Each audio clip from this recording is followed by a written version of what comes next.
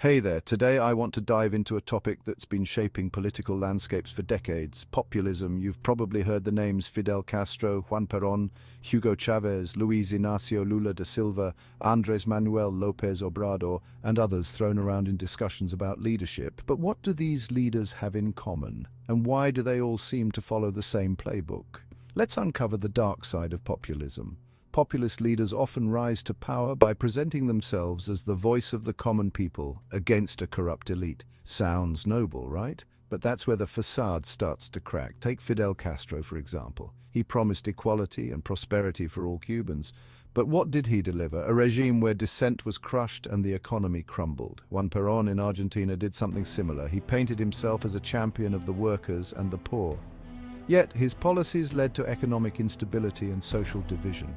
These leaders often use rhetoric that pits one group against another, fostering a climate of fear and hatred.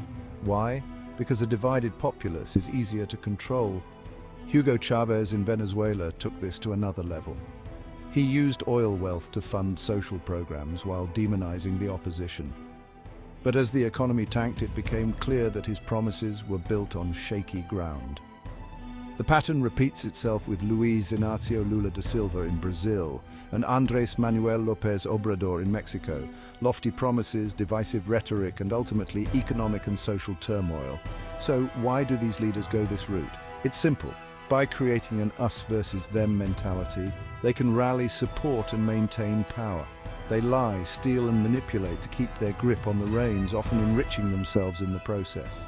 Populism thrives on division and hatred because it distracts from the real issues and consolidates power in the hands of a few.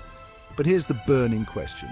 How do we stop this cycle? First, education is key. An informed populace is harder to deceive. Second, we need to demand transparency and accountability from our leaders. Institutions that check power, like free press and independent judiciary, are crucial.